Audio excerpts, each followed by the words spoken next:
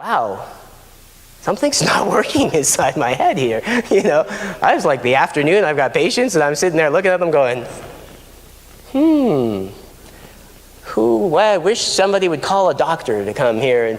And so it seems like it's necessary, right? So it's just, it sneaks up on us. It was supposed to be so exciting, right? Okay, so now we've reached the point where we're here, okay? So now the other thing that happens is kids are realizing at some level, or not realizing, like you're not really aware of this, that things aren't working. So they start to do strange things that don't make sense. You're like, well, one of the things they could do. So basically the idea is when the stress gets too much, we sometimes turn to ways of feeling better that then become problems themselves. For example, kids will just suddenly disappear into their rooms. And you're like, why aren't you coming out for dinner? Why aren't you saying hi? How come you're not sitting with us, being nice kids and joining in on all our nice activities we have for you? They're no longer able to enjoy this stuff, and they have this weird look on their face that's like, leave me alone. Okay? But that's their way of kind of managing their stimulation. They can't handle it, so they just close themselves in their little rooms. And of course, that's a problem because now you can't get to them and you can't help them. All right, what else? The other thing is that when we've been going like this for a long time, it becomes easier just to keep going than to stop. Because when you stop, all this crappy stuff happens. Because when you're going and you're distracted, you don't think about it, you don't have time to have all these crappy feelings. So they just stay distracted all the time, right? And you're like, why are you always just stop for a second, sit down? But they don't want to, because if they stop, a whole bunch of this crappy stuff is going to come up. Okay, and then of course drugs or alcohol are another possibility, right? Yeah, so yeah, and yeah. Right, and that's something that's going to, in the moment, make them feel less stressed. Make us feel less stressed. Yeah, it works. And it isn't always a problem, but it can become a problem when it's always how we manage it.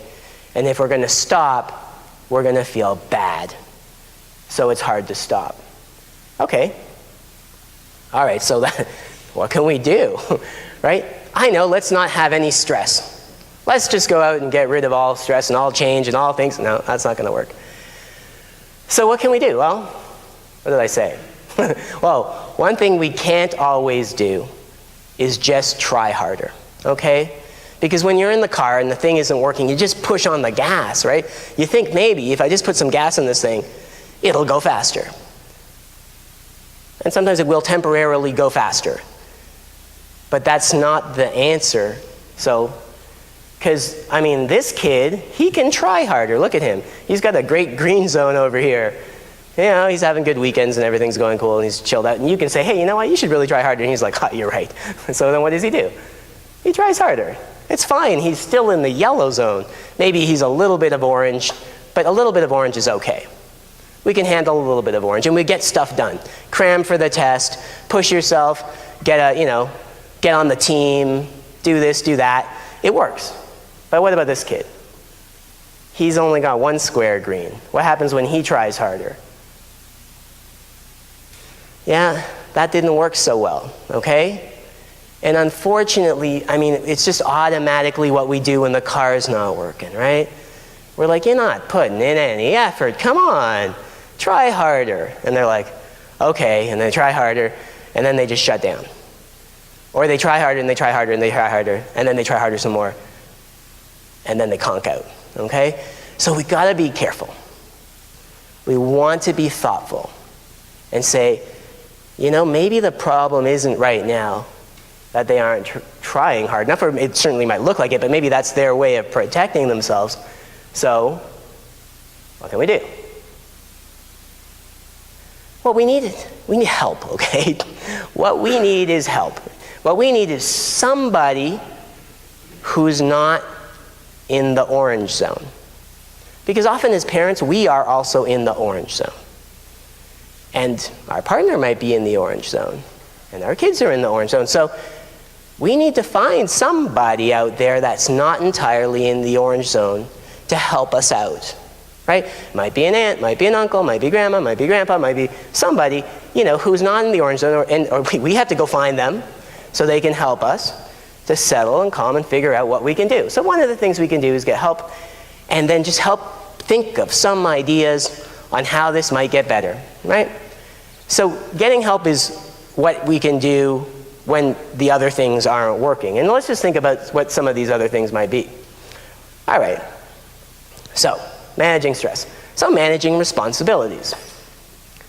Okay, so the idea here is, because we can't always just go ahead and fix that green zone, because if we just moved and somebody just got a new job, we can't move back and we can't quit our job. So we have to sometimes hang in there for a little while. So what do? So we have to dial this thing back for a little while, right? This is the weirdest thing in the world. It's not try harder, it's take a break. Let's back off on something, okay? And that involves sort of setting priorities, okay? It involves sometimes letting something go.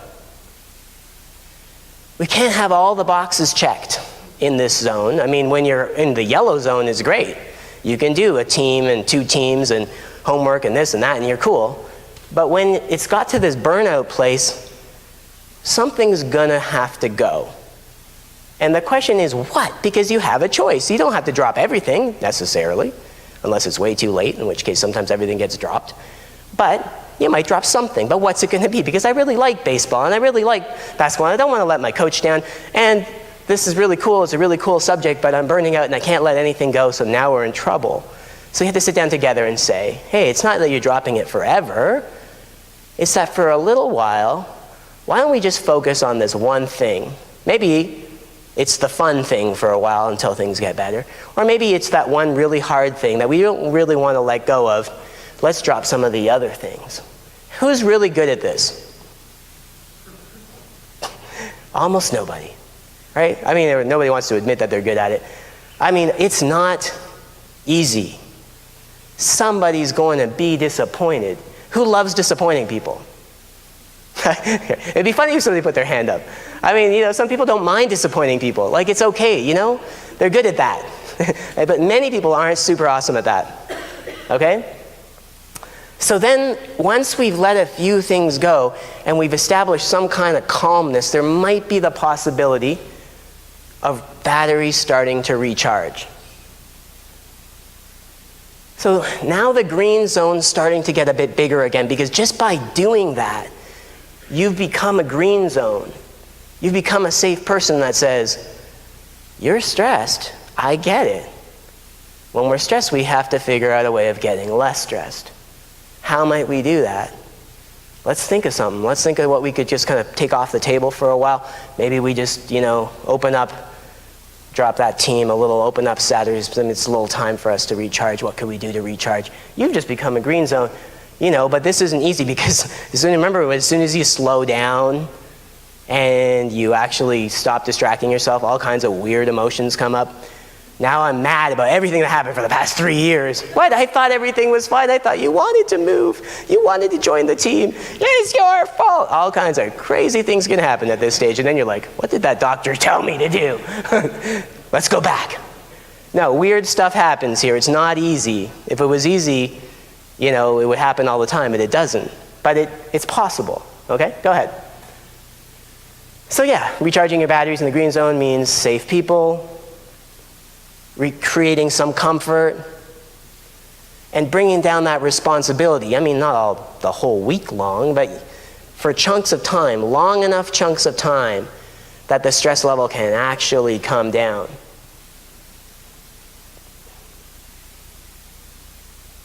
And then it's time to get back in the game, right? Once we've recharged our batteries, we can pick something up again. But what are we going to pick up? Right? We can start to, so we dialed it back. The green zone grew bigger, and then we can start to dial it back.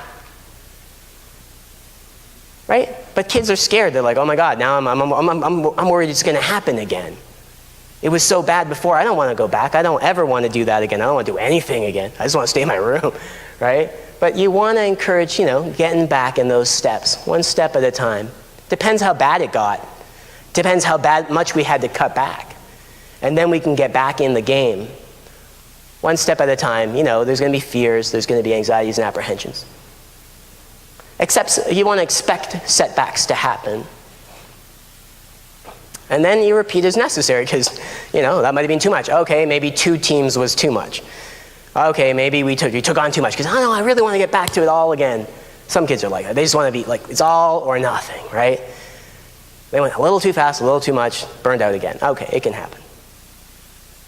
Now, the next part of this talk is a little bit about talking about how the reality of this is that none of us are really awesome at this whole stress thing. I mean, it's not, I don't know, there's a lot of people who have this thing licked. So we all have our styles. We have different styles of how we respond to stress. And I'm going to throw out a few examples of some styles that many people have about how they approach stress, either with themselves or with other people. So we have parents here, so this might be your style with your kid. Okay, so style number 1, kangaroo style, okay? And that's because when kids get stressed, what we want to do is we want to scoop them up and put them in our pouch, right?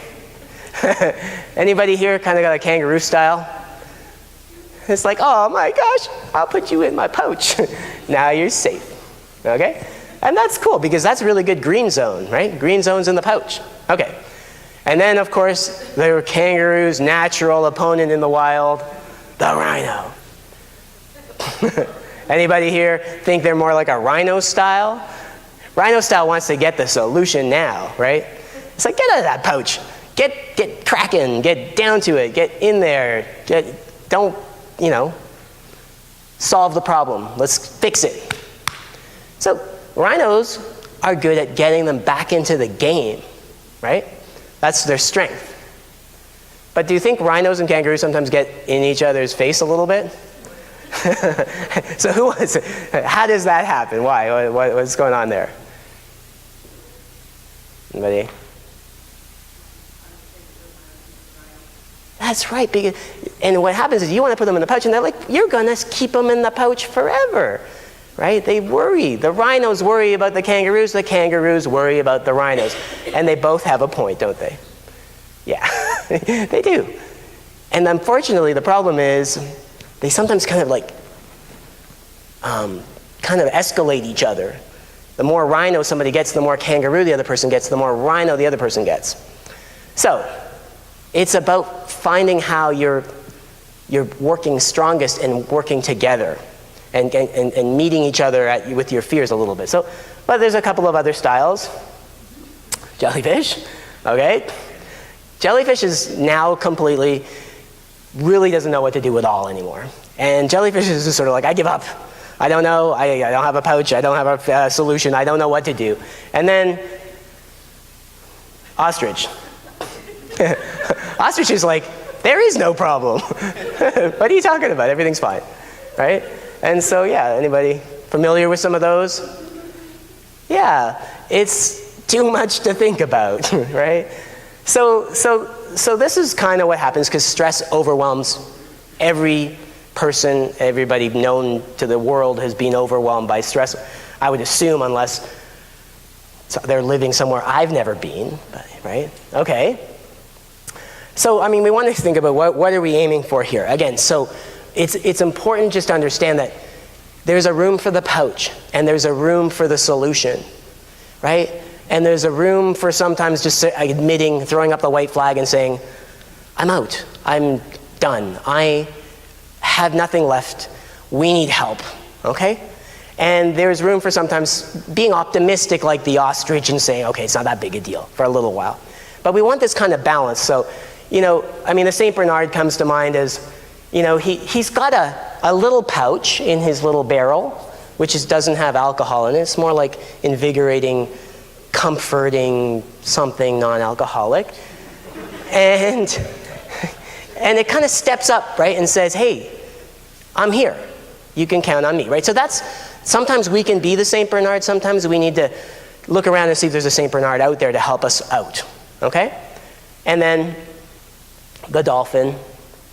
And that the idea is that you're not entirely scooping out of the pouch and leaving them in the pouch. You're just kind of helping them, and you're backing off and letting them go again, and helping them and backing them off and letting them go, like it looks like is going on here with these dolphins, right? So yeah, and we can kind of see that there's room for all our styles, and we bring different things to the game. Some of us are going to be better at the comforting, and some of us are going to be better at the courage to step into the game again, and we can kind of work together when it goes kind of ideally and best. So we have to manage our own stresses. Well, a little tiny point, but go ahead. So just to summarize, stress isn't bad. I'm not against it, but it can get bad. And you just want to notice what zone you're in as a person. When your kids get stressed, they stress us out. When they are stressed, they make us stressed, right? There's no such thing as a parent who's just sort of like, kids just always made their day better. Like, it's never happened. They're lovely. But you want to notice where you're at. You want to make sure you're not pushing yourself into red, and you're not pushing your kids into red, because red is unconstructive. Orange can be part of a balanced stress diet for a while, but not for too long. But red is, when you're at red, you really want to be backing off and figuring out a way to back out of what's going on, okay? And find a safe zone for yourself as a parent. It's like that metaphor in the airplane of the oxygen thing coming down. The first person who needs the oxygen on is the parent. And then you can be a safe zone, okay? Manage, prioritize, recharge, and get back safely. That's it. That was the talk.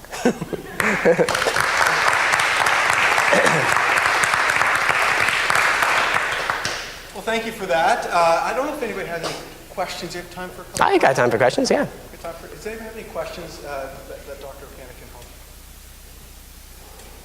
When your kid does get stressed to that point when you're about to lose it, do you have any ideas what you or your parents bring them down? Yeah, well, absolutely. That's like, so many different kinds of situations. But, I think there's a few kind of like basics. The first is taking your own temperature as a parent when that happens. I like to use the metaphor of temperatures with kids, because they can go hot and they can go cold. The cold is where they shut down, and the hot is where they blow up. And blow-ups come in different flavors, right? There's the angry blow-up where they come charging at you for a fight. And then there's they get really hot and clingy and they just kind of stick to you. And they're like, freak out, help me, right?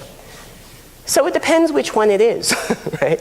When they're blowing up and they're coming at you all angry, that's probably one of the tougher ones. You want to make sure you're safe, and you're protecting yourself, and you're being safe, and you need help sometimes when you've got a really aggressive kid. So you need to call someone and say, hey, I need somebody to come and help and keep this all safe. The most important thing, what you want to do is, basically, if you have the wherewithal to kind of dial things down, then you want to dial them down. Once they're in the red zone, they're not listening, they're not thinking, they can't tell you what's wrong other than scream it at you at the top of their lungs, and they're already doing that. So it's not time sometimes for like a really productive brainstorming session. Let's talk about it. Let's think about what the problem is. None of that's going to work. So it's like, let's shift gears until the thing settles down. And we come out of the red zone. Sometimes it crashes out into the black for a while. And then it just kind of like, you wait for them to kind of turn back into a human being again. There's the systems to come back on. And then you probably want to take a while even after that to just, because they're really fragile and they could easily go right back to red if you started to go there again. And then talk about it maybe the next day when they've had a good sleep or something, if you're going to talk about it. But most of the time parents are like, what's wrong? And most of the time in that situation, they don't know what's wrong.